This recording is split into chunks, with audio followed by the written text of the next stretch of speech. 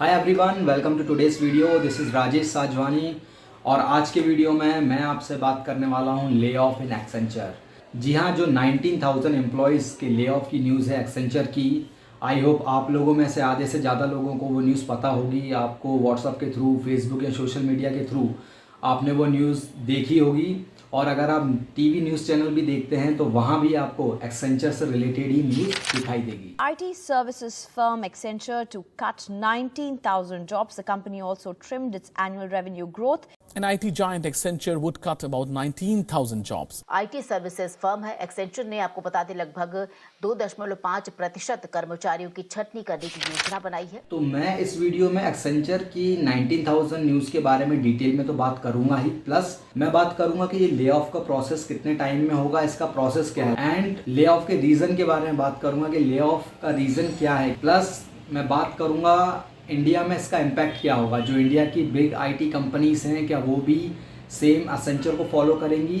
TCS, Infosys, Wipro, SCL, क्या ये कंपनियां भी फ्यूचर में आगे जाके ले ऑफ कर सकती हैं। और वीडियो लास्ट तक देखिए, क्योंकि जो इन्फॉर्मेशन मैं आपके साथ शेयर करने वाला हूं वो आपको इजीली कहीं भी अवेलेबल नहीं होगी। तो एंड तक देखिए और सब्सक्राइब नहीं किया है तो please subscribe this channel. So Accenture 19,000 employees को ले ऑफ करेगा इन FY23। तो क्या ये पूरे 19,000 इंडिया से ले ऑफ होने वाले हैं? जी नहीं, ये ग्लोबल बात हो रही है। ग्लोबली 19,000 एम्प्लॉयज़ को ले ऑफ किया जाएगा। और ये ले ऑफ जो टोटल स्ट्रेंथ है, जो टोटल वर्कफोर्स है एक्सेंचर की, उसका 2.5% है। सो एक्सेंचर की टोटल स्ट्रेंथ है 7.38 लाख, 7,38,000 एम्प्लॉयज़ एक्सेंचर में काम करते हैं। तो उसका 2.5% जो आप निकालेंगे तो 19,000 आएगा। तो ये एक नंबर उन्होंने डिसाइड किया है मैनेजमेंट ने ग्लोबली कि 2.5% वर्कफोर्स को हम ले ऑफ करेंगे।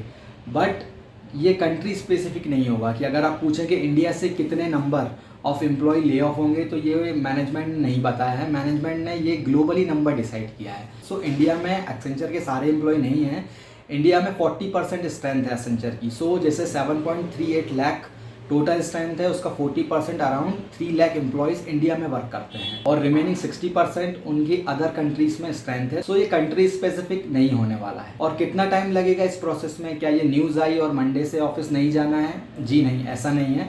तो इस प्रोसेस को कंप्लीट होने में 18 मंथ लगेंगे। सो 1.5 साल कंपनी को लगेगा इस प्रोसेस को कंप्लीट करने के लिए, क्योंकि नंबर उन्होंने डिसाइड कर लिया है कि 19,000 है, बट उन्हें एम्प्लॉय आइडेंटिफाई करना है। सो इस 19,000 में से भी मैनेजमेंट ने कहा है कि 50% जो है वो नॉन बिलेबल एम्प्लॉय होंगे। तो जो भी एम्प्लॉय किसी प्रोजेक्ट में टैग नहीं है या बेंच पर हैं, 50% उन्हें आइडेंटिफाई किया जाएगा। प्लस जो रिमेनिंग 50% हैं वो आपके होंगे सपोर्ट और एडमिनिस्ट्रेटिव फंक्शन से। सो पहले वो ग्लोबली 19,000 का 50% अराउंड 9,500। सो 9,500 ऐसे एम्प्लॉय आइडेंटिफाई करेंगी जो नॉन बिलेबल हैं। देन रिमेनिंग 9,500 ऐसे एम्प्लॉयज़ जो सपोर्ट एंड एडमिनिस्ट्रेटिव फंक्शन से आते हैं।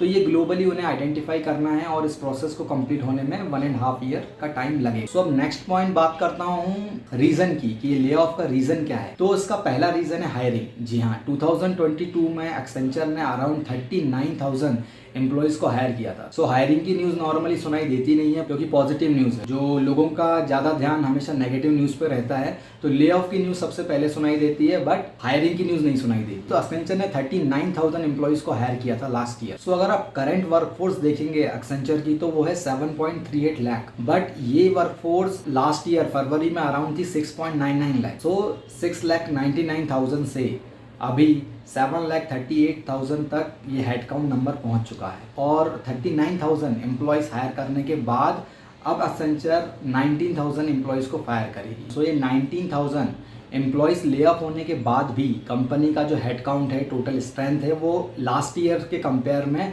20,000 ज़्यादा ही है। तो हायरिंग तो लास्ट ईयर भी हो रही थी और हायरिंग अभी भी हो रही है। सेकेंड रीज़न आता है कंपनी का एक्विजिशन। सो एक्सेंचर एवरी ईयर बहुत सारी कंपनी को एक्वायर करती है, सो जिससे उसकी टोटल एम्प्लॉय स्ट्रेंथ भी बढ़ती जाती है। तो आप देखेंगे 2020 में एक्सेंचर ने अराउंड 29 कंपनीज को एक्वायर किया है। देन 21 में 54 कंपनीज को एक्वायर किया है।